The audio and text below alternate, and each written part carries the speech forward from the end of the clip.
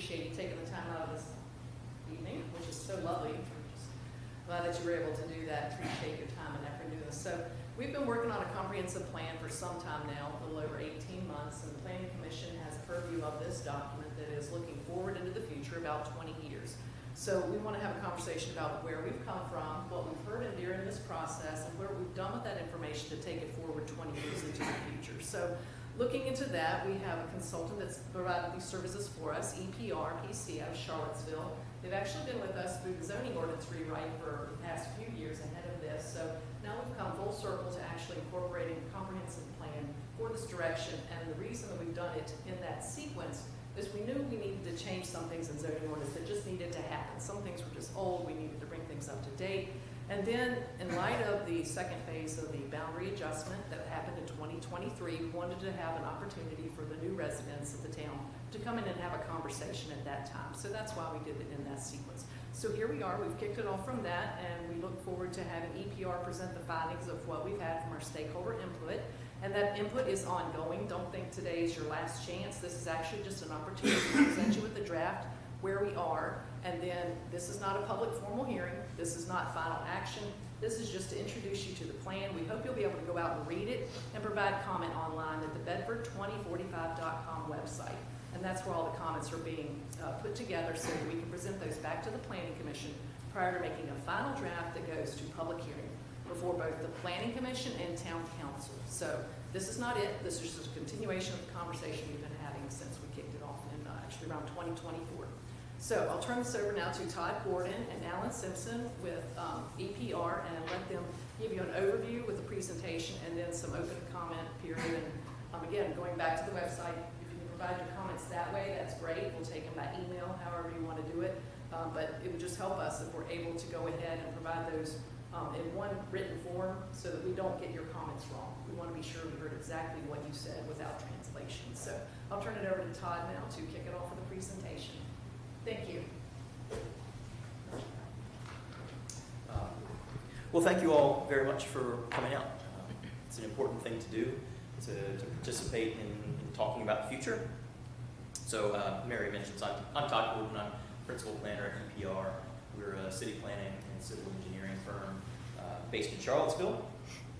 My colleague Alan Simpson works in Richmond. But so we work with a lot of communities, both in Virginia and sometimes outside of Virginia, on planning for the future.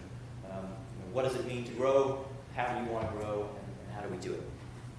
So in this case, we've spent the past roughly 18 months talking about Bedford's comprehensive plan. And so we'll talk a little bit about what that means. So this plan, which we call our goal, Bedford 2045. So we're looking almost 20 years into the future, to the year 2045.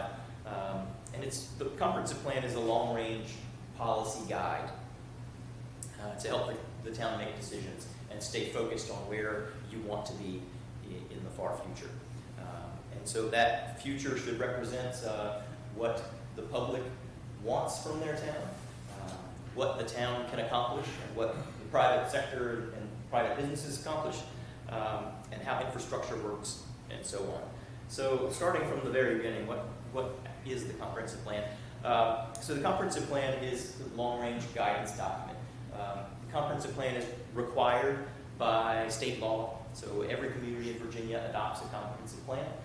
And it's meant to be an assessment of where the community is now, with roads and parks and public services, and economy and more. And it's meant to think about how the town or other community is growing and what the needs of the population will be in the future. And comprehensive plans typically look about 20 years in the future. So that's what a comprehensive plan. Important to maybe mention what a comprehensive plan is not. A comprehensive plan is not the law. You have other regulations like a zoning ordinance that are the law, and it says if you're located in this area, you can build a house, but you can't build McDonald's, for example, and that's legal requirement. Comprehensive plan is not a legal requirement. It's meant to be a guide, and so the success of it really rests on people being behind it, including planning commissions and town councils, and referencing this document in the future. So it is general in its guidance. And so that plan is used in the future when it comes to rezoning property. Planning Commission, Town Council, staff may use the comprehensive plan as a reference when someone comes in for a request to change the zoning of a piece of property, to build a building. They might use the comprehensive plan as you make other decisions, like how to budget funds, or how to change regulations like the zoning ordinance in the future. And so we started this around a vision, and we used public input and interviews with all sorts of people to help establish the vision statement. And this is written in the early part of the plan, and it's meant to be the guide for where we want to be. So this is the vision statement. Our goal for 2045 is a town of Bedford that preserves its history while embracing its future. That is an economic and cultural hub within its region, that provides a rich variety of employment and housing opportunities, that provides high-quality public services to its residents, and that is sought after by residents and visitors alike for its vibrant culture and quality of life. Simple as that. It's a lot to ask, but Bedford is a great town and embodies a lot of these things already. And so I mentioned we've been working on this for a while. It's been about 18 months altogether. So some of the things that we did to get to this point started with analysis of what exists. And so mapping existing land uses, mapping roads, but also talking to people.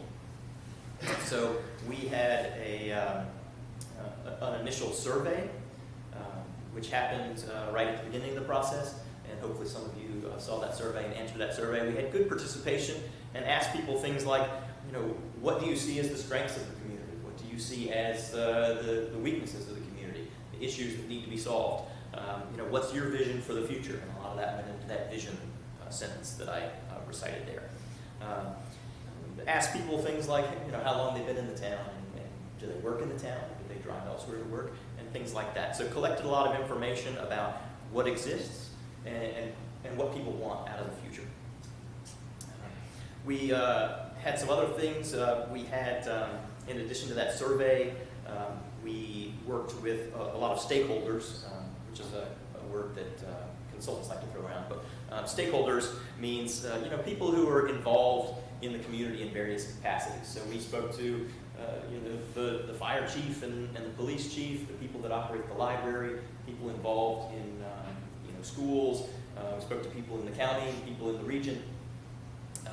Spoke to small business owners and people who own property in the downtown, people working on new housing developments. So trying to gather as much information as we could about issues people saw and what people wanted from the future. Back in the summer, we held a meeting where we presented some of the information and some of the conclusions that we were coming to, particularly the strategies that are included in the comprehensive plan. And so you'll see as we get through this presentation, the comprehensive plan starts with the vision, the grand theme. Here's where we want to be in 20 years. But then it works its way down through individual topics like transportation, land use, economic development, parks and recreation, public services, and so on. And it arrives at, for all those topics, a list of strategies. That is, what are the individual things that the town can take on in order to point Bedford in the direction that people have said they wanted to go. So what individual things do we need to do? And that might be upgrading utility lines, and it might be getting some volunteers to do tourism promotion and things like that. So a wide variety of things that we'll speak to when we get a little closer to them. As we've been through this process, there's this website, and I'm going to mention it several times in hopes that everyone either already knows or will look it up right after. So we've been putting plan information on a website, bedford2045.com, and that's been the place where we advertised the survey, where we advertised the other meetings, where we posted presentations and draft materials. The actual draft of the comprehensive plan document is on that website now. We're going to present the highlights of it here. But that draft is right there on the website now, and there's also a feedback form. And it's certainly our hope that some people will take the time to read that document and give us some feedback and their thoughts. It's always difficult when we get down to this stage of the process. We try to make things as simple as possible, but when you get down to it, the comprehensive plan, the draft of the comprehensive plan is a document that's 100 pages long. So it's a lot of reading, I understand. So we're going to talk about the highlights, but it is our hope that some people will pick that up and check it out.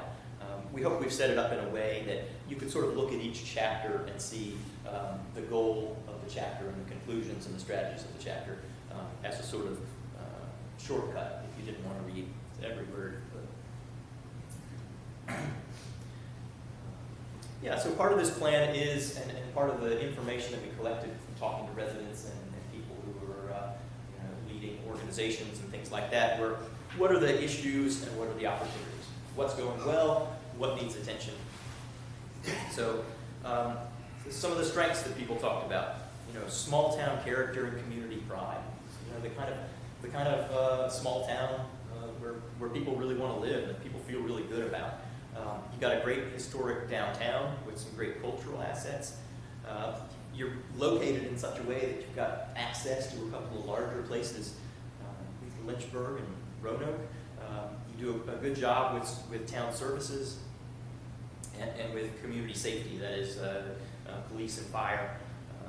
And you don't deal with a lot of the larger town issues, like major traffic jams and things like that.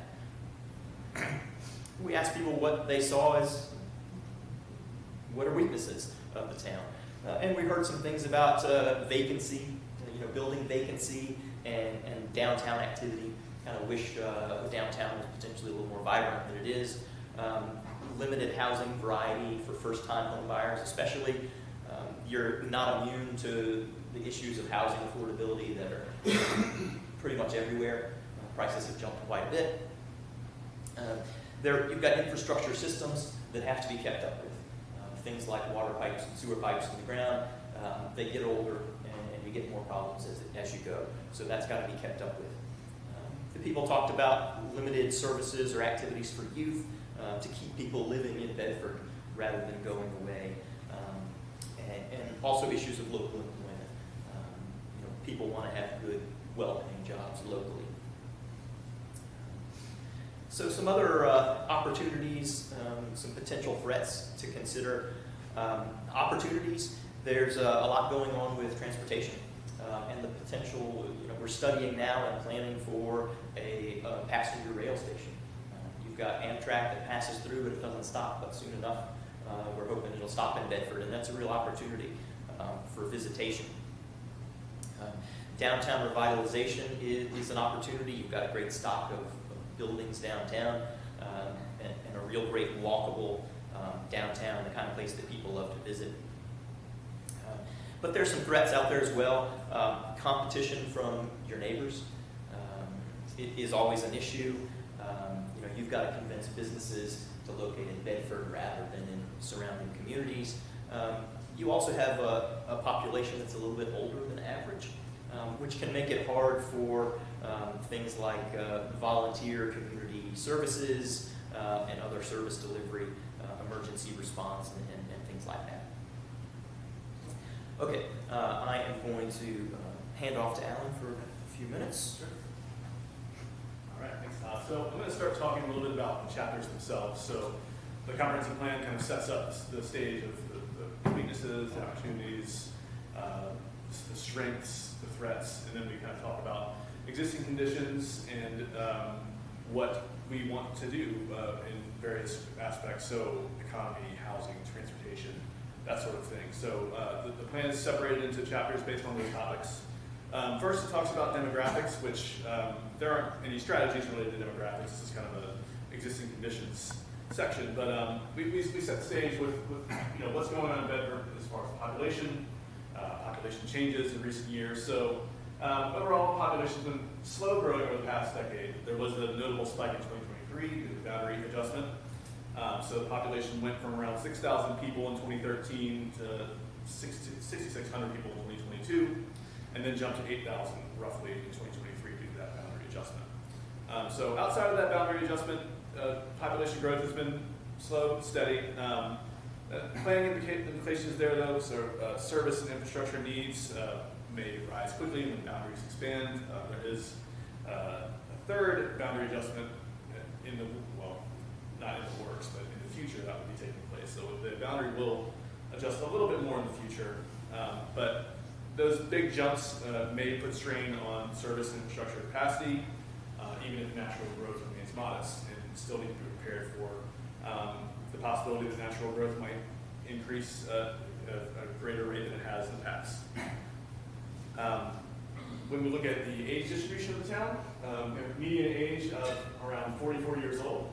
So that is a little higher than regional and state averages, so that reflects an older community profile. Around 22% of residents are over the age of 65. So what does that mean? So there could be growing demand for healthcare access, senior services, housing options that support aging in place, and downsizing when the time comes. Looking at education, income, poverty, around 85% of adults in Bedford have at least a high school diploma. Around 20% have a bachelor's degree or higher. Median household income is around $47,000. That is below the statewide comparison cited in the plan of text. Around 20% of residents live below the poverty line. So that's an important driver for housing stability, workforce goals. That graph here shows poverty status in the past 12 months using 5-year estimates from the U.S. Census Bureau. So implications there for workforce training and good job growth, so well-paying jobs with opportunities for advancement, that sort of thing matter because they directly affect household stability and the tax base for services. That's a snapshot of what's going on with demographics. So that sets the stage for what else we're talking about in the plan, so we move on to the economy next. So we'll talk a little bit about existing conditions with the economy in town, and then we'll talk about strategies for what we want to do in the future. So a quick snapshot of Bedford's employment profile. So the town supports around 6,700 jobs. The largest employment sectors are educational services, healthcare and social assistance, and retail trade. And when talking to people in town and looking at what's going on in town, employment was seen as a strength. We have some stable anchors like education, healthcare, the hospital. It's a huge asset. And also a limitation. So we heard a need for more diverse job options and higher wages. A good chunk of employment in Bedford is actually outside the town. So people living in town, commuting to Roanoke, Lynchburg, and other places. So Bedford can be seen as a little bit of a bedroom community, which is, so to speak, a place where people live, they don't necessarily work. So how can we look at ways to improve employment options in town? In terms of commercial activity, it's concentrated in downtown and the highway corridors, so Route 60, 221, Route 460, excuse me. Community concern about downtown conditions in the survey was high, so around 88% of people who participated in that survey worried about vacancies in buildings downtown. Around 67% reported dissatisfaction with the retail offerings downtown. So vacancies downtown is a big issue that came up a lot in the public engagement process. People brought up issues with parking, a lack of downtown activity in general. That's affecting recruitment of new businesses and reuse of buildings that are currently vacant. Looking at commuting patterns, so we looked at the U.S. Census Bureau as a tool that tells you how many people are coming into Bedford to work, who's leaving Bedford to go to work, who's working in town, who lives in town. So around 75% of employed residents commute out of town for work, and only about 26% live and work in the town. But it is a job destination for people outside of Bedford, so around almost 6,000 workers travel into Bedford daily. That's compared to 2,300 who commute out. Commute times are around 20 minutes for residents of Bedford, so not a huge commute time, but that's something to consider. So implications there to, if we're able to strengthen downtown services, business options, to capture more local spending from workers and residents, that's something that we want to do. Economic development is something that we talk about in the plan. So, how do we bring more business to downtown? How do we spur economic growth in town? So, some strategies we can look at that are talked about in the plan are facade improvement grants for buildings downtown that are currently not looking so great. tax credits, waivers through local enterprise zone programs, basically a tax break program, coordinated marketing with town, tourism promotion funds. Ideas from stakeholders and survey participants include expanding those incentives that we just talked about, creating spaces that support startups, like incubators, small business grants and loans. And some ongoing initiatives include workforce development and broader business support concepts through the town. Those are some things that we can do to spur economic growth in the town. And so, at the end of each chapter, we talk about the existing conditions, the opportunities, the threats, the strengths, the weaknesses, and then we talk about strategies. So this is just a kind of a brief summary of the strategies. It's not comprehensive. As Todd mentioned, we were hoping that you all have some time to look at the whole plan, but we'll talk a little bit about some strategies that are recommended for the economy. So the first one is to revitalize downtown as an economic hub. So reuse of buildings that are currently vacant, and getting more businesses in there should be a top priority. Aligning town events, business recruitment, physical improvements, encouraging those things, working with the town to maybe get some incentives there to make those things happen. Expanding business support, so again, strengthening those incentives and entrepreneurship and support to reduce startup barriers, encourage the reuse of long vacant spaces, and marketing Bedford's assets and collaborate regionally. So work with neighboring towns, build a branding and marketing push, aligning with those partner jurisdictions and regional development groups. Those are some things that we've suggested in the plan to improve commercial activity and economic conditions in town. Moving on to housing, so we looked at what's going on with renter and owner-occupied units, how many people own homes in town, who rents, what's vacant. So we have a graph here showing the comparison between owner-occupied and renter-occupied ownership in town. So we have around 3,000 housing units as of the 2020 census, and most of those are occupied, but there's about 7% vacancy, so it's a small number there. Home ownership is relatively low, around 55% of homes in Bedford are owner-occupied, so that's comparatively larger renter share compared to the state and regional averages. Housing affordability in town, so the median owner-occupied home value is around $192,000. The median rent is around $670 a month. And so those are, relatively speaking, affordable.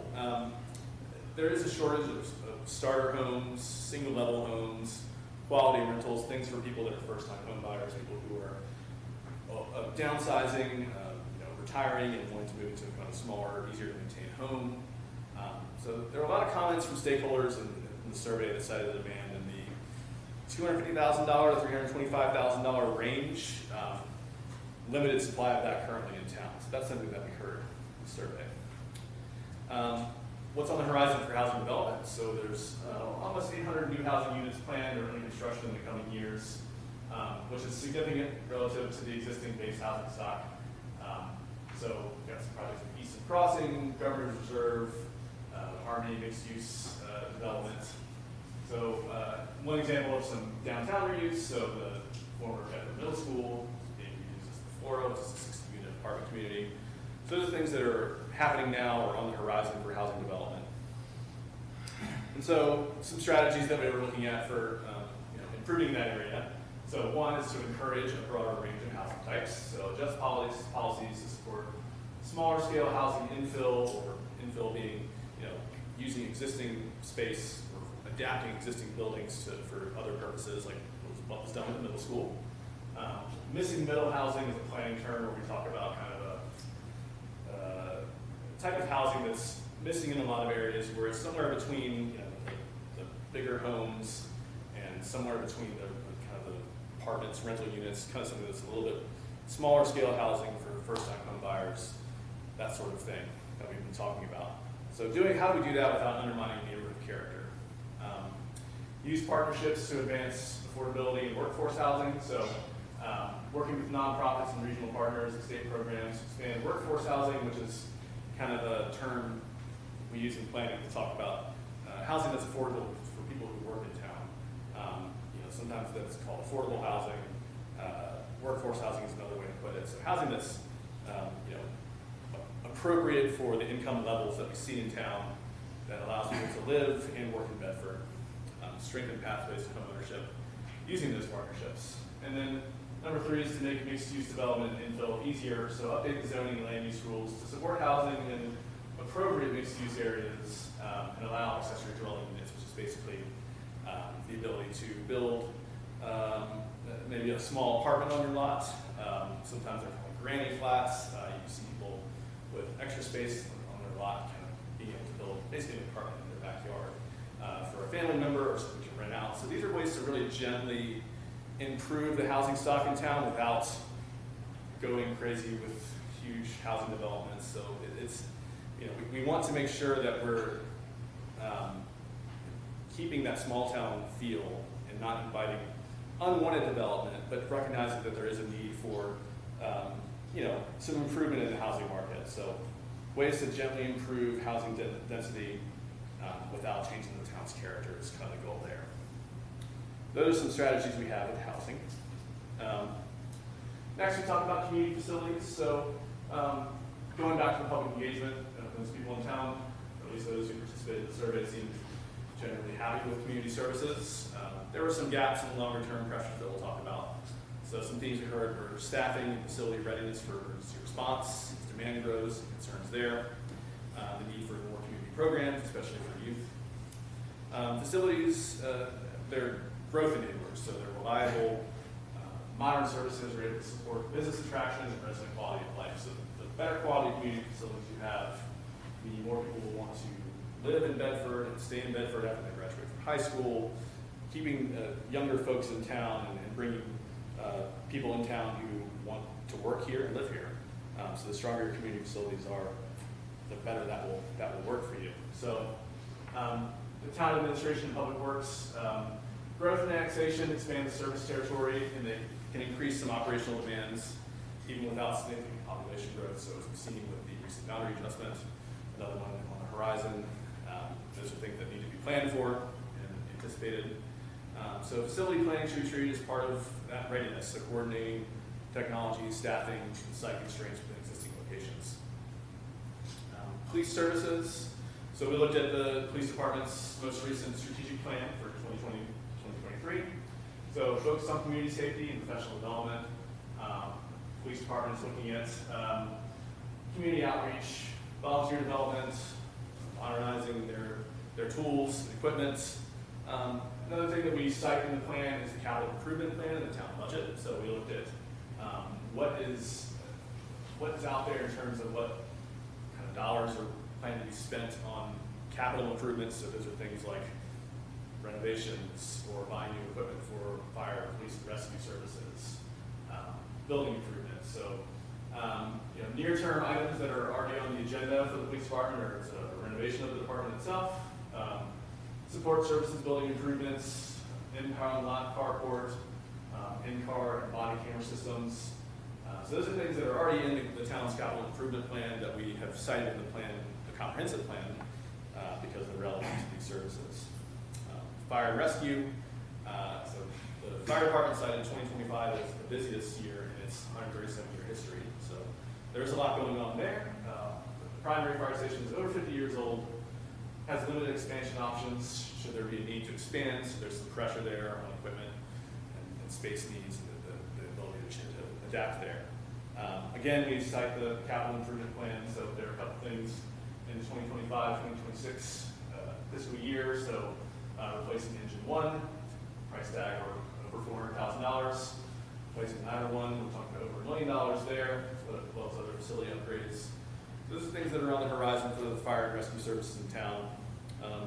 Planning implications there with the fire department being so busy and needing to kind of expand and improve their equipment. So long-term staffing and facility planning should occur before service levels slip, not after.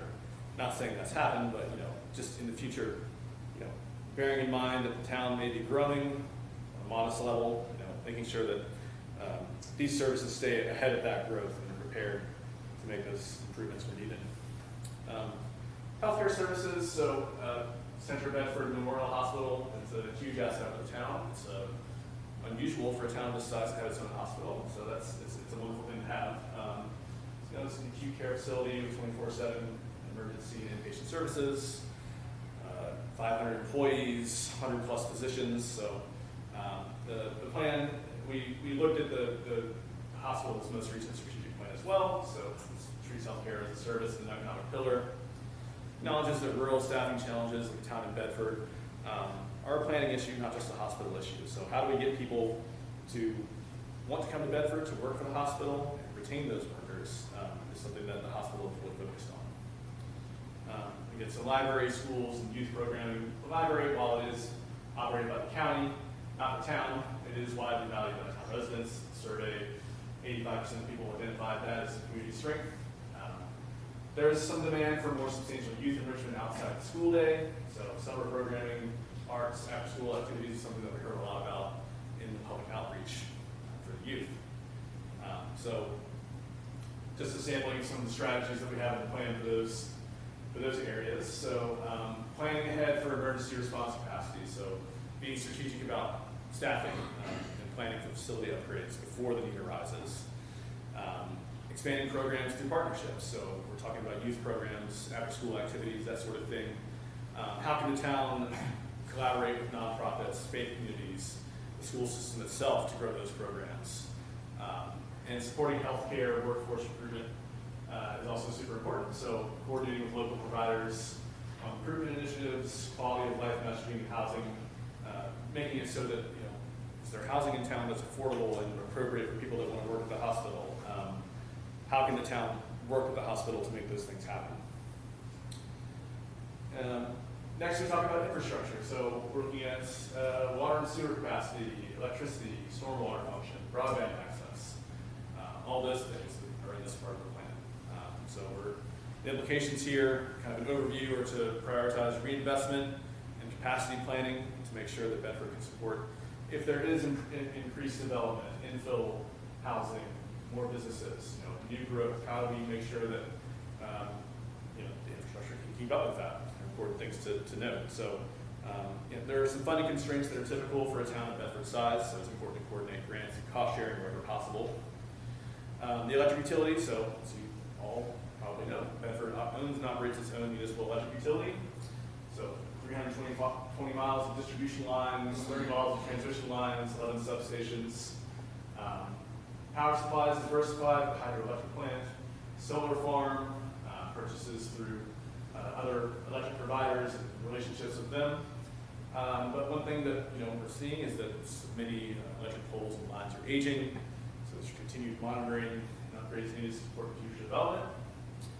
And again, we set a capital improvement plan, so there are items in the town's budget, so underground improvements, distribution line improvements, transmission line improvements, trucks, that sort of thing are all big items on the capital improvement program for the town when it comes to electric.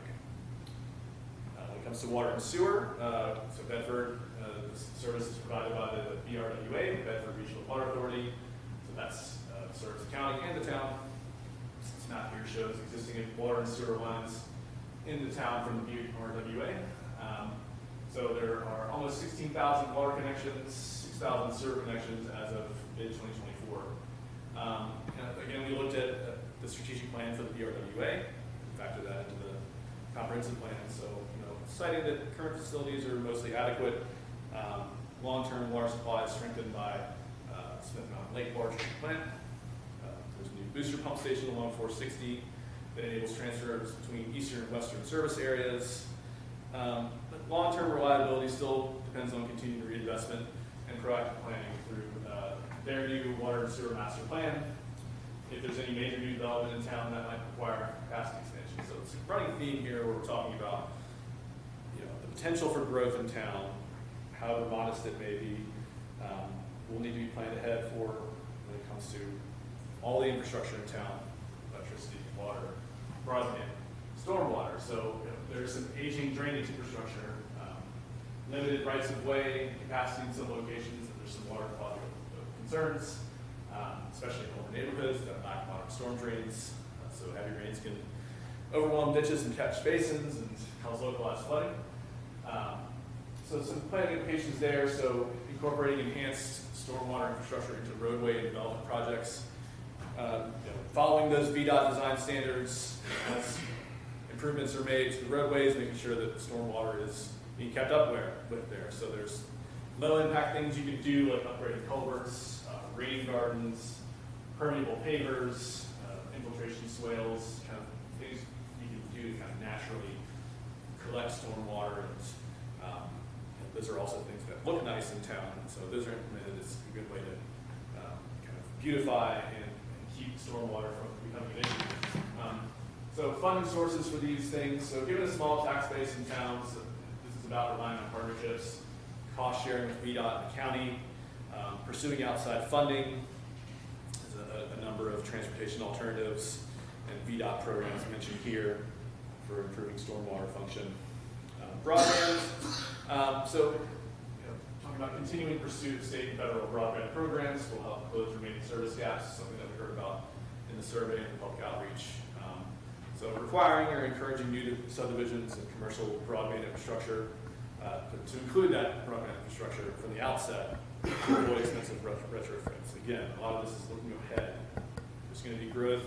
How do we prepare for that without having to go back and, if we weren't prepared for that kind of expansion, it might be more expensive to outfit with broadband. So this is an issue that affects access to work, school, and services.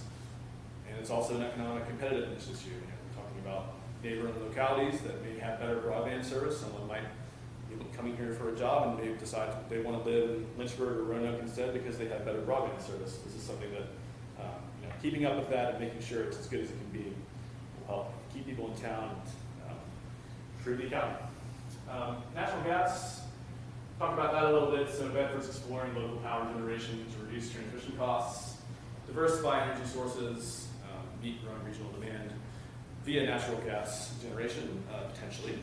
So lack of natural gas service does put the town at a competitive disadvantage for economic development, especially when it comes to manufacturers and food processors that require gas. So town staff and the EDA are polling potential high volume users to build a business case and conducting a feasibility study on is this something that we can bring to town, especially focused on serving industrial parks, large commercial sites first, looking at utility partnerships, state or federal funding, so that's something that could be on the horizon. And we talk about a bit in the plan. So a few strategies that we have here for infrastructure. So coordinating water and sewer planning with future growth areas. So where is the future growth going to happen? If it does happen, we need to make sure that we're aligning water and sewer infrastructure growth with that before it happens. Integrating stormwater best practices in the projects, so future roadway projects, making sure that those we're incorporating stormwater practices, green infrastructure, like we just talked about, ways of kind of naturally gathering stormwater and reducing flooding, better drainage design in the road and capital projects, expanding broadband and planning for future energy needs. So closing the broadband gap, so that being areas where broadband service is not adequate or doesn't exist in town, and developing a renewable energy action plan, including things like natural gas to guide voluntary adoption for those in town policy choices. So that's an overview of those chapters. Todd, going to jump in here with transportation. A couple more topics to cover. I understand it's a lengthy presentation. So transportation, we're sort of coming down to what may be the most important chapters, and transportation certainly fits in that. Whatever we do to add new residents, add new businesses, and so on, we have to serve that with transportation, and that's a critical issue that people experience every day. And so you've got good transportation, generally a good system of public streets. You're on 460, a good highway with great capacity. But this plan, and I want to encourage you to think about transportation in a few different ways, and that is not just cars. So, obviously cars are extremely important to this system, so streets and intersections are probably the thing that people think about first when I say transportation. Bedford is a town, not a rural county, and so you've got streets that go all over. And so maintaining that system and periodic resurfacing the pavement is extremely important. And we need to study streets to understand where the capacity to grow exists without creating a traffic issue. But we also want to encourage a program and something that planners call complete streets. That is, streets that don't just work for cars, but also work for pedestrian, bicycle, bus, and so on. I do want to mention that the transportation chapter, we worked very closely with the Central Virginia Planning District Commission, the regional planning agency located in Lynchburg but serving the region. Worked with them on the transportation analysis. So wanted to mention that, and mentioned several times in there a different study that was done in 2019, which was a bicycle and pedestrian analysis specifically for the town. There's 26 miles of sidewalk in the town, but a lot of it is older, which means it doesn't necessarily meet modern requirements for width and ramps and things like that. So that's something to continue to kind of chip away at, to fill in the gaps, and to do that particularly near schools, near parks, in areas of new development in the downtown where people will come and shop and that sort of thing, and improve safety. People are crossing the street, we want facilities that allow them to do it safely. These aren't things that are big issues in Bedford, but we want to make sure they are not big issues in Bedford. Bicycling, same way. It's another mode of transportation that we want to encourage the town to be mindful of, and to pay attention to, and include bicycles as a mode of transportation when streets are rebuilt or new streets are added. Also transit.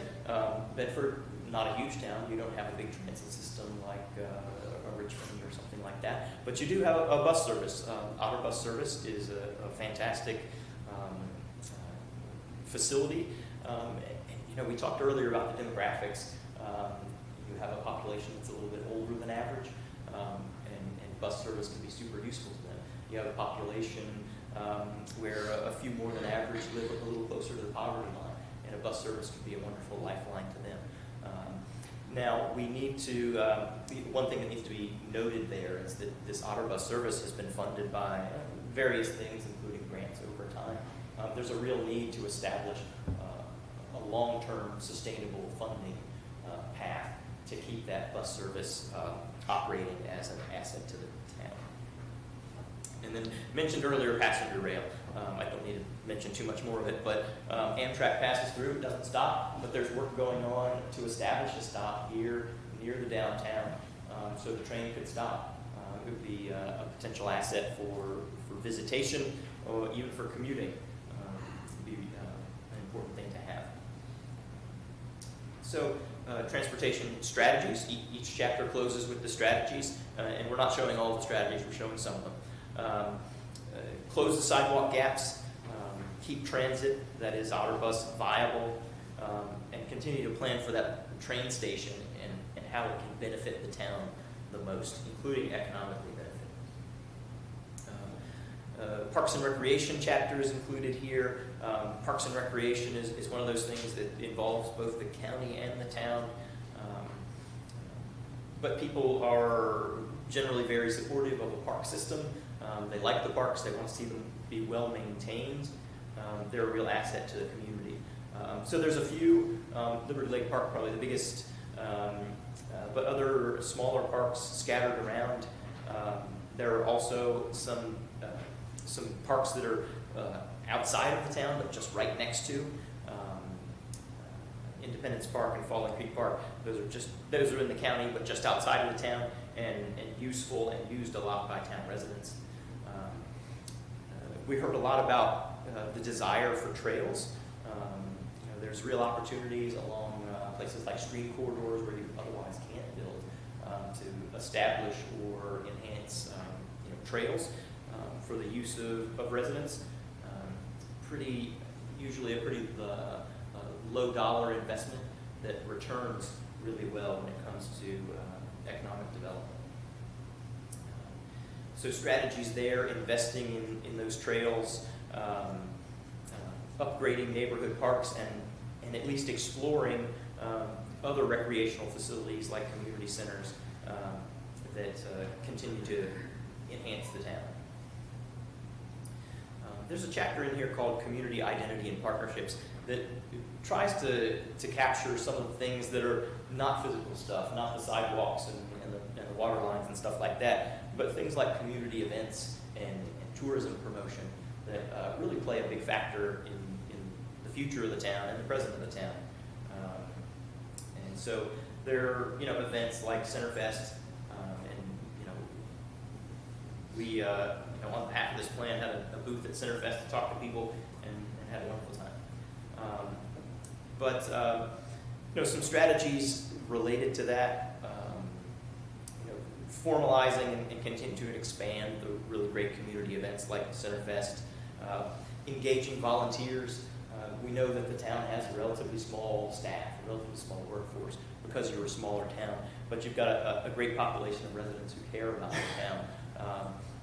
So a lot can be done with volunteerism, but also collaborating regionally with your neighboring communities, with the county that surrounds you, to bring people to Bedford for visitation or to move here, to establish businesses here, and so on. The last proper chapter is the land use chapter, and the land use chapter and the map that I'm going to put up here in just a second are extremely important to any comprehensive plan. The town has a boundary. It's a little bigger than it used to be, but still a finite amount of land within the town, and less than that has potential for future development. So the future land use map that I'll put up is kind of the blueprint for land use in 2045. It breaks the town into different land use types to suggest where growth is appropriate and where growth is not appropriate. So we hear from people who say, we'd like to see more employment, we'd like to see shopping and services. The question is, where does that belong? Where do we put that it's an asset to the town rather than creating problems? So the future land use map looks at that. One way to think about the future land use map, again, this is not a zoning ordinance, but you might think about the future land use map as what zoning might look like in 20 years plus. So I mentioned that the map divides the town into various categories. Those categories are here, from low density residential to employment centers and corridor commercial, downtown mixed use. And the map looks like this, and I know it's hard to digest a map in this format, but this map is in the plan that's on the website to check out. And it sort of starts with existing zoning and thinks about where change is appropriate and where change is not appropriate. And the other thing to notice about this map is that it's different. The town grew at least a little bit on every edge, north, south, east, and west. In 2023, as part of the reversion, the boundaries of the town got bigger. So it's now an issue for the town to plan for those areas that used to be in the county. So strategies here, continuing to revise development regulations. So those of you who are involved in this sort of thing understand that the town recently made changes to the zoning ordinance, but revising the comprehensive plan and then revising the zoning to match is sort of an ongoing process. You should always be paying attention to how do you change development regulations to point you in the direction of the comprehensive plan and the vision. So those are the chapters, but I want to mention the final bit of the plan. The conclusion of the plan is an implementation section. And so, where do we go from here? Each of these chapters on each topic, land use, transportation, economic development, parks and recreation, infrastructure, etc., all end with strategies. And I mentioned it at the beginning, but I'll mention it again.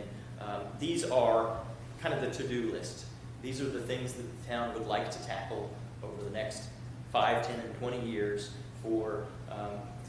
to send you in the direction you want to go. And so those strategies are probably the most important thing in the plan. And so when putting all those strategies together, we thought a lot about having a diverse mix of strategies.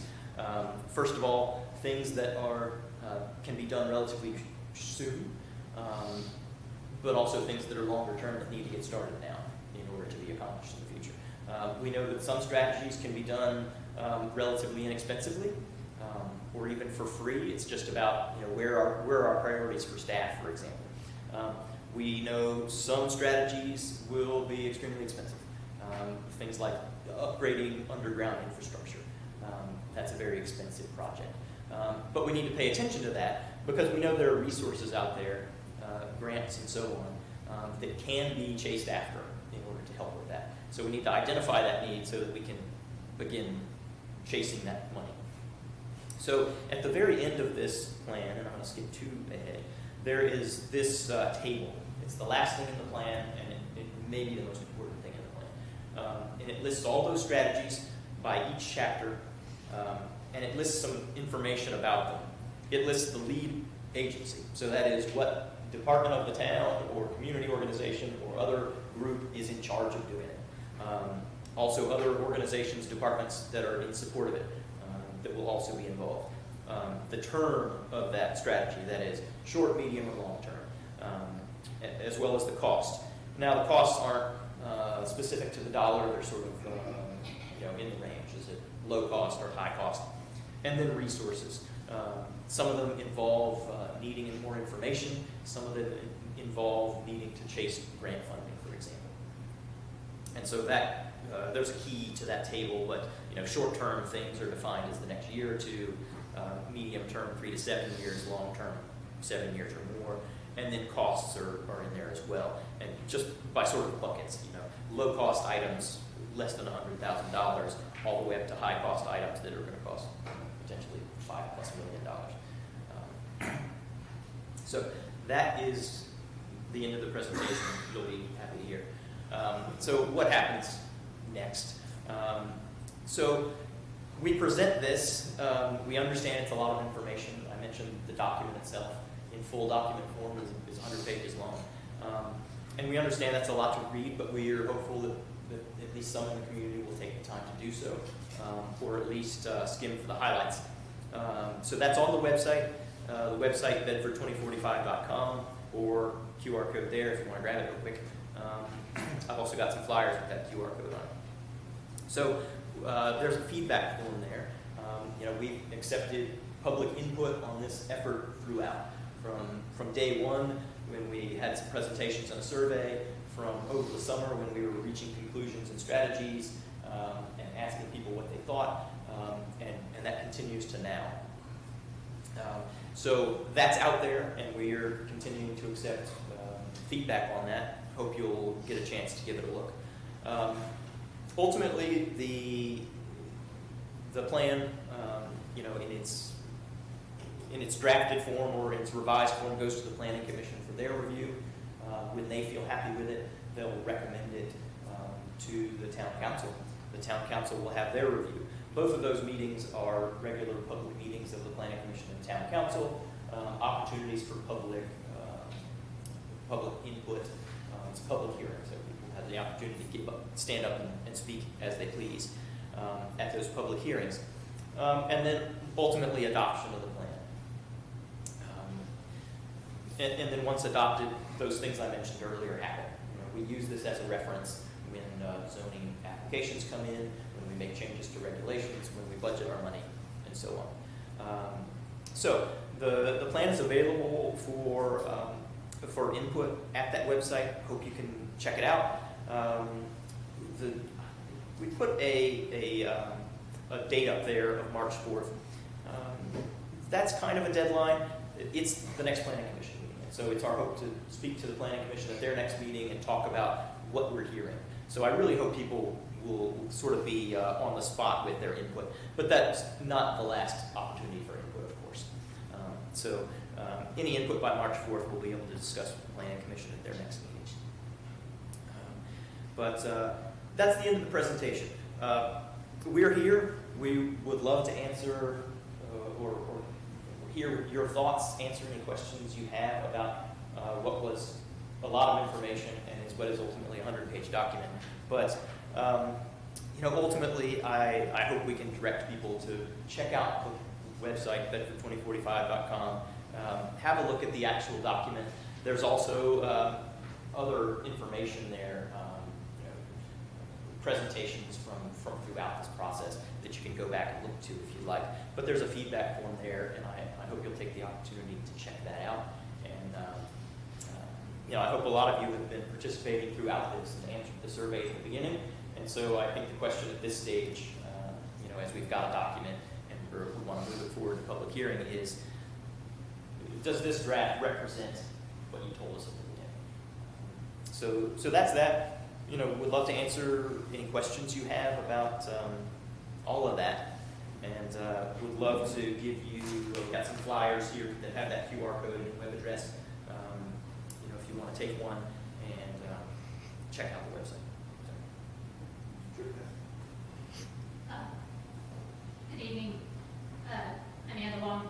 I first of all want to express my thanks to you and everyone who has worked on this plan and a lot of time and effort and thought and ideas into it.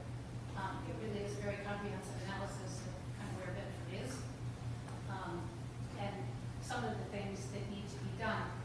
I also appreciate the opportunity provided this evening to present this to the public.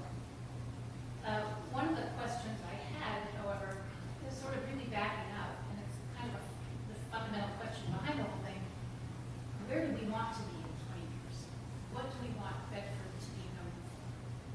And, it's hard to see into the future. None of us has a crystal ball. We don't know the world economy, the national economy, the local economy, technology, what these things are going to look like. But I think we need to sort of look at the comprehensive plan with that in mind. And some of the things like looking at the demographics now, you mentioned 22% of the population is over age 65.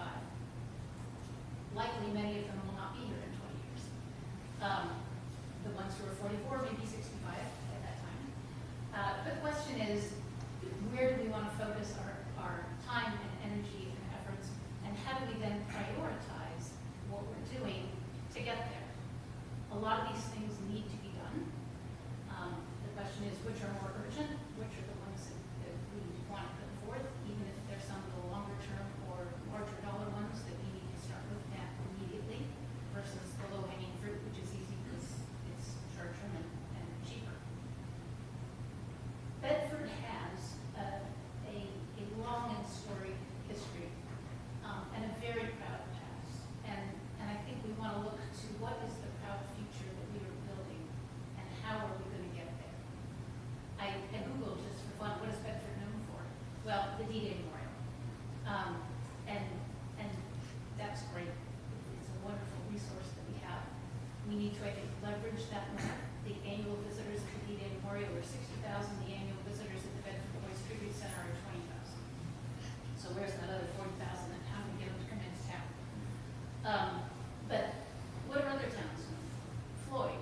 It's known for music and bluegrass festivals. Rocky Mount is known for its music and for being the moonshine capital of the world. Amherst is known for its wine and garlic festivals.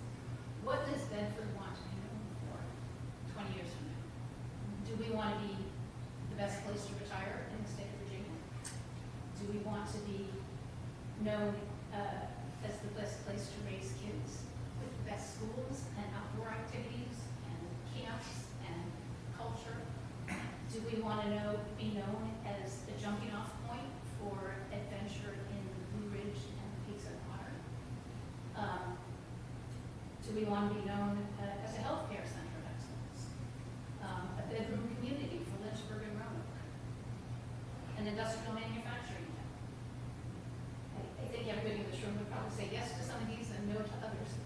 And it doesn't have to be just one thing, but if we can focus on a couple of attributes, and then also leverage what we're building now to be used in the future.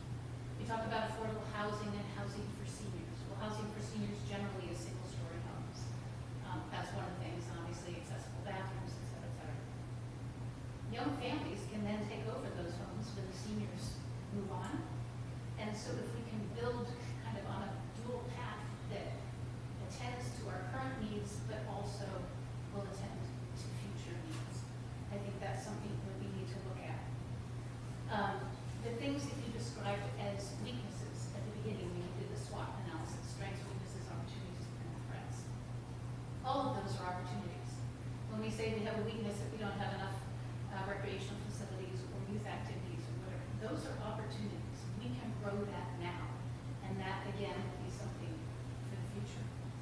So I'm just encouraging everybody as you go through the plan and look at it, to think about what the end goal is, kind of and work backwards from that, and that I hope will help us prioritize, because I understand in the implementation table at the end, that none of those activities have been prioritized.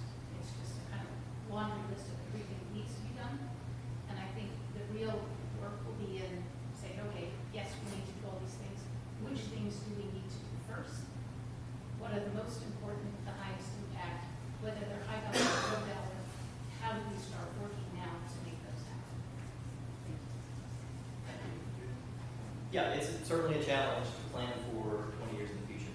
I neglected to mention at the beginning that this plan is ultimately not a new plan. It's the plan was last done in 2017, and this starts with that and looks forward. And so the plan that was done in 2017, plan for the future. Did anybody who did that plan see a pandemic coming 3 years later? No, they didn't. And so, doing the best with the information we have, and thinking about where we want to be, super important. I'll just add, I think the best comprehensive plans are aspirational ones. They're ones that it should be achievable, but I think, you mentioned a lot of things that the town may want to become in the future or enhance in certain areas. And the best comp plans are ones that have a very clear idea of where the town wants to go, or the city or county or whatever the comp plan is for. So yeah, I just encourage, as you all read through that, I think the comments are great. Prioritization is something that we'd love to hear about. If there are things that are more important to you or less important to you, we'd love to hear about that. Todd, can you go back to the vision slide so we can kind of use that as a touchstone? Also neglected to point out that we do have most members of your planning commissioner here, as well as several town council members that are available to hear your comments at this time. Other thoughts? I've got a question. So, in reviewing the plan, the 2045.com, is it going to go into further detail around some of these topic items that you did through tonight? Like, I know you mentioned something about convincing businesses, like, to want to move here or to continue to operate here. Do you drill down into that to talk about what sort of incentivized programs are in place for that, like line by line, or is it just kind of vague? We're going to convince people to try to operate businesses here. There's more detail in the plan. Does it drill down to the very bottom of every issue? No. Sure. It talks more specifically about what are the things that it will take to incentivize business, utility things, and so on. The other thing that I think it's really important to remember when reviewing this plan is that there's a certain world that this is a plan created by and that will be held by and advanced by local government. So we also have to think about what local government can influence in some cases. We've got to understand that when it comes to incentives and attracting business, there are things the town can do and there are things the town can't do. And some people are understanding of that, and some people maybe not as much. We hear in other communities, we put out a survey and people say, the city needs to bring in Whole Foods. Well, that's not how that works. Unfortunately, the city doesn't have that power. The city has the power to zone land appropriately, to make sure utilities are in place, to potential to offer incentives, to even do sort of soft touch stuff, the outreach to business, and to be a resource for business when they've got questions or are interested in investing. But ultimately, a lot of the town, in fact, the vast majority of land in this town doesn't belong to the town government. It belongs to individual landowners. And so what they decide to do with their land is as important as anything to what the future will hold. That's something to keep in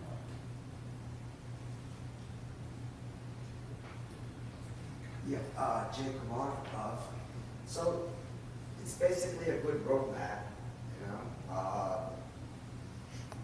Then, with the last plan, the biggest limitations was, making the decisions, executing it, Then on top of that, you throw in some uncertainty. This infrastructure spending is no joke. I mean, That's a big I mean, I just remodeled the bathroom, and by business, I'm in the hospitality business. And I don't know if you spoke to any hotel owners. I mean, I have one here in Bedford County, and next to the hotel, I have 6 contiguous acres. I spoke with Greyhound, a nice terminal right next to a motel. Now, I've owned this motel for 15 years, so if you want to know the microcosm of a community, ask the hotel owner, okay? I make money from length of stays. So when you check in, I'll say, sir, how long are you staying? Oh, just one day. I'm going to go check out the D-Day Memorial. Hey, man, what's a good sushi spot? I'm sending the guy to bars. Okay? This has been for 15 years. I mean, I pose some concerns, but nothing gets done.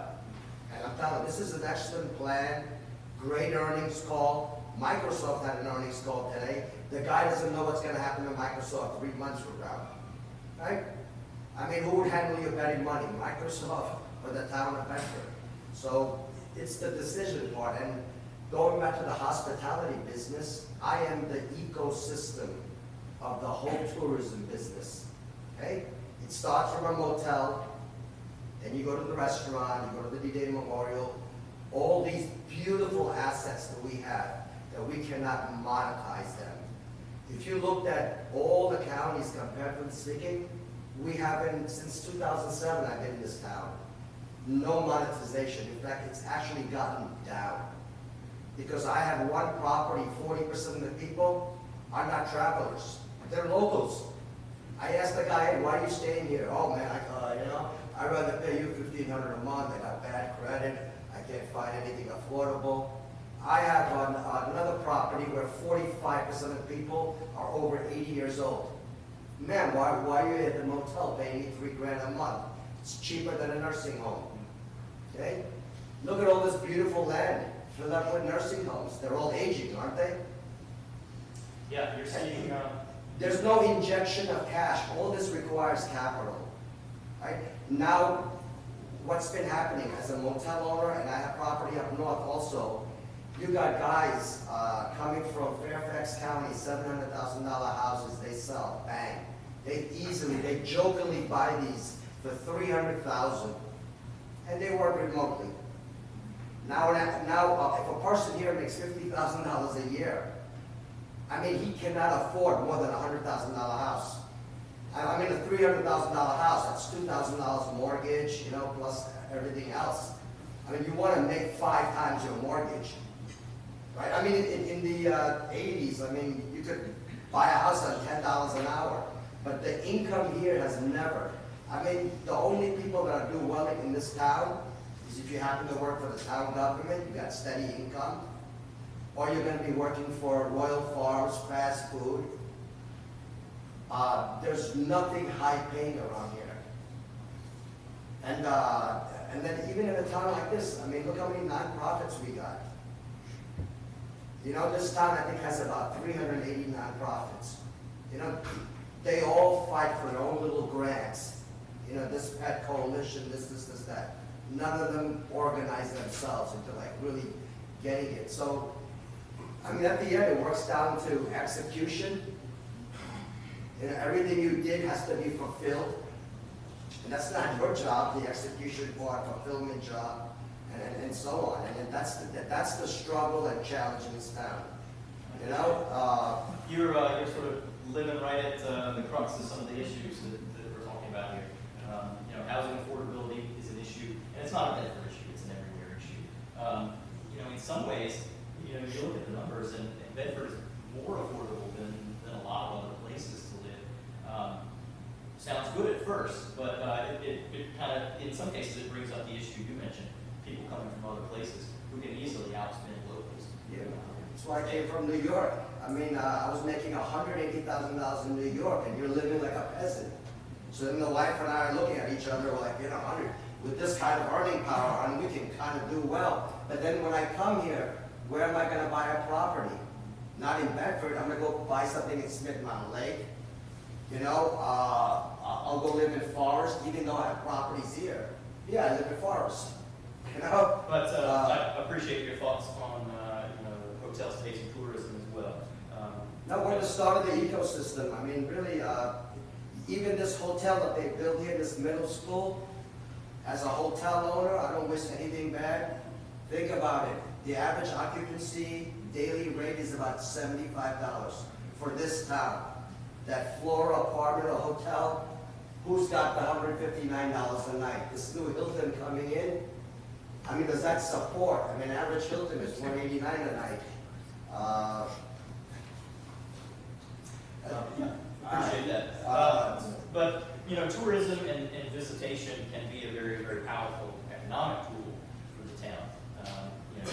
Great, community character, the D-Day Memorial, and as you pointed out earlier, you've got 60,000 people visiting the D-Day Memorial and 20,000 visiting the Bedford Boys Center, which means far too many of those people are popping in, checking it out, right back on the highway, and it's somewhere else. So, there are things that we can do, particularly in the downtown, to make the downtown more attractive for people who want to come, who want to stay longer, who want to spend a bit of money.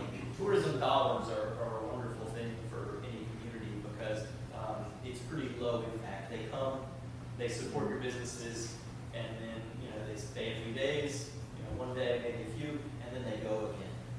So they don't demand a lot of services. So, it's a wonderful thing, and you're well positioned for it. Things like the train station can only continue to support that as well. We really need to focus on the jobs that come with that train station. Like, we don't need our people that live here and that currently work here looking for better opportunities outside of Bedford and jumping on that train to go spend money in other communities. I think that's what he's trying to allude to, some of the frustration about how none of this infrastructure really ends up taking place and how tax dollars and tax revenue, we operate a business right here in Bedford. But we want to see the tax dollars that we pay to the locality going to the right places and being allocated to see actual growth. And I think that's where his frustration is coming from when he stands up and speaks to that. We don't want to see these things be put in place and then see folks leave this locality to go dump money in another area. And so I think there needs to be a little bit more of an urgency around the formation of jobs here in this area, because that's what's going to generate more tax revenue, and you don't have to worry about the cash flow machine he's talking about. If you can operate a successful business here and dump that money back into that infrastructure, you don't need the grants as much. You don't need all these borrowing and co-partnerships with VDOT and things that you need. You can generate it organically. Appreciate that. We mentioned kind of looking at the numbers. A lot of people leave town to go to work, and that's not necessarily the position you want to be in financially, because they're contributing. If you're working in Roanoke, you're contributing a lot to Roanoke's economy, right? And they love it, but love to see it work. We want that.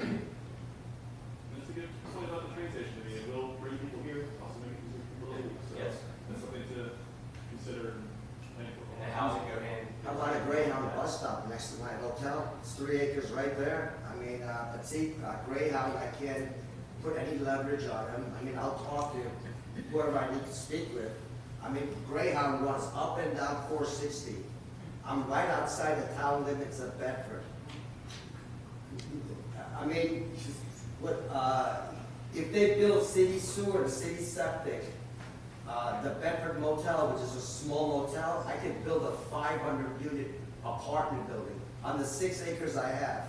If they brought city septic and city sewer right from Patterson Hill Road, which is about a mile, where you talked about that pumping station or something, this, they told me 14 years ago, we're going to be doing it, we're going to be doing it, And then I made almost $1 million worth of investment in this county, I could have just bought government bonds and sat at 5% with my wife in Florida. I'm like, well, let me take the risk, honey. But think about it, if they brought city septic, city water next to the Bedford Motel, I have a Wawa. I'll even show them a contract with Wawa.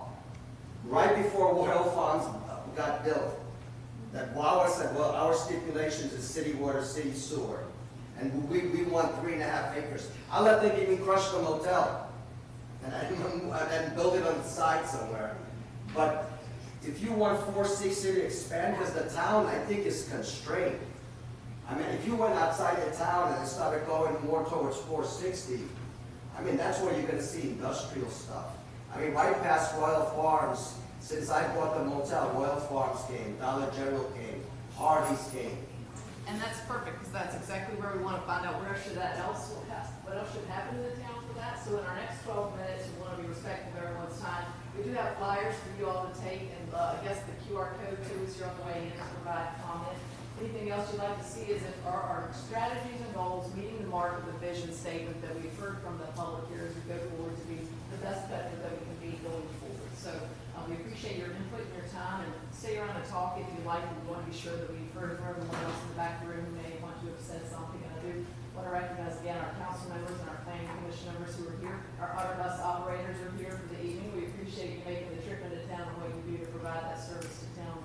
We look forward to growing that and keeping it in town. I don't know if anyone else has any other questions while we have our consultants here as we wrap this up before the March 5th planning commission meeting will be the next time we have a conversation about this as well. Do you think March 5th will be the actual day they'll adopt it? No. Okay, all right. I didn't know that was. No, they'll hear the comments that we've heard tonight and those that we receive up until March 4th, and then we'll incorporate those into what maybe we expect to be the final draft, and we'll get a public hearing then. So this is again not the end of the conversation, but just the touch point before we make it a final draft for the public, formal public hearings. I did have one kind of question. Obviously the boundary adjustment, this is the first comprehensive plan after the annexation, which, you know. After the second phase. Well, So we the second did phase, yeah, 2017, the second phase, yeah. 2020. How much specific kind of a part of the plan was to kind of make sure we're incorporating those areas, you know, into the town? Obviously, those areas were kind of urban, but kind of rural too. I mean, they didn't have infrastructure, they didn't have sidewalks, they didn't have street lights, they didn't have, some of them, I think, just maybe had water, no public sewer. Electric with no water. Electric, no water, or something like that, you know. So was there any more detailed kind of incorporation of that area into the needs going forward? Yeah, that's definitely an important part of, you know, revising the plan, is that the town's bigger than it used to be and has new parcels. So, yeah, that's certainly a consideration. I mentioned some of the things that are maybe the most important elements of the comprehensive plan. I think one of those is that list of strategies at the end, and the other is the future land use map.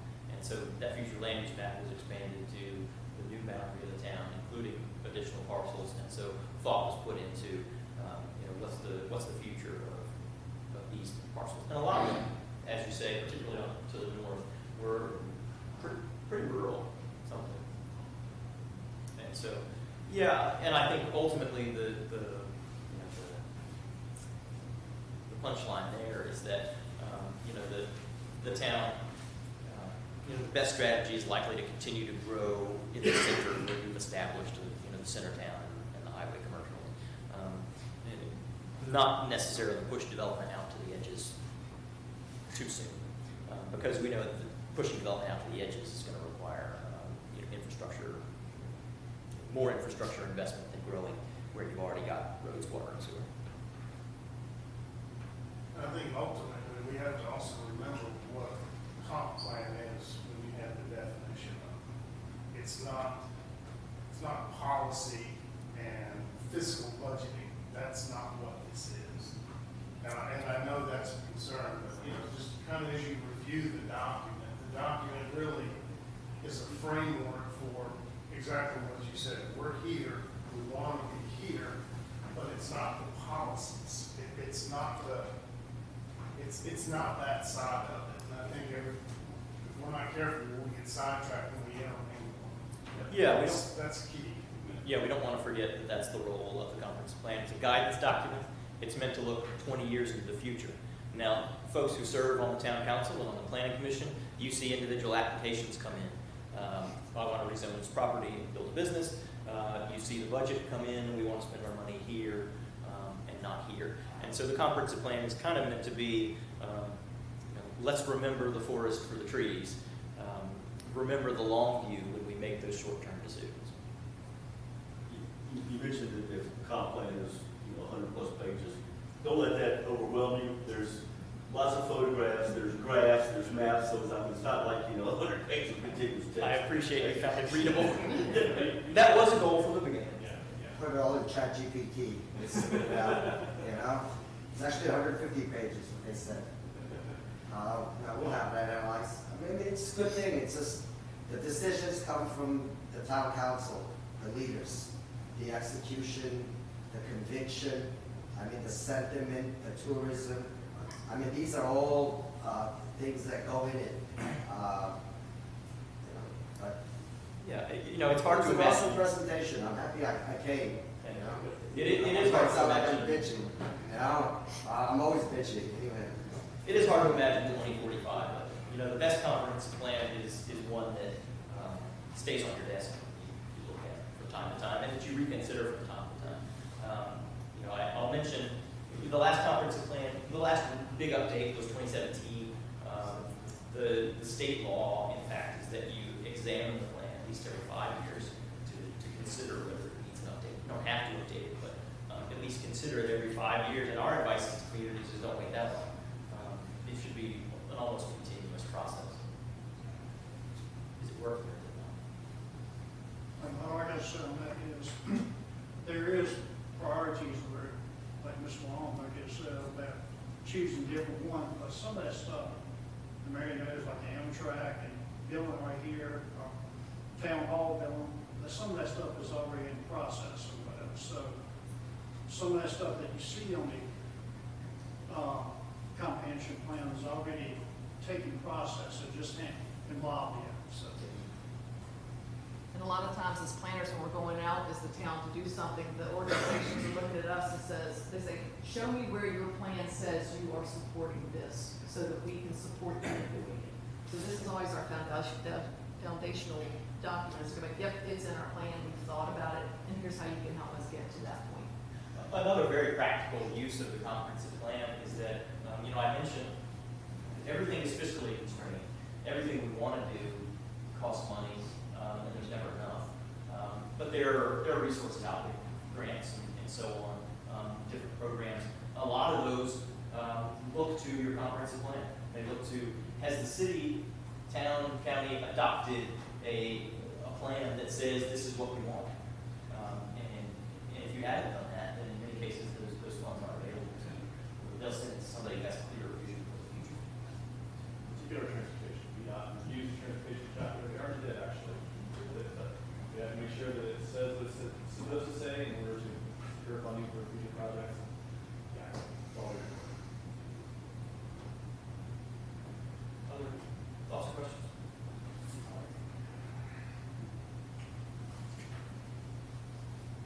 I appreciate you again taking the time to come and listen to us speak for a few minutes. I appreciate those of you who have been involved throughout the process. This has been a lot of work for those of you on the planning commission. And I'll certainly appreciate it if you have a chance to look at the website and let us know. Is there anything else, any other thoughts you have? And we also appreciate those who have been tuning in on YouTube. This will be on the town's YouTube channel, so you can go back and look at that if you missed any points. So make sure you share it if you have someone who did miss it and would like to hear a summary of what it is without having to read it. It really isn't a bad document, seriously. Just like big words, big font, just lots of pictures. It's pretty safe. Thank you all for your work on it. Thank you. Thank you all.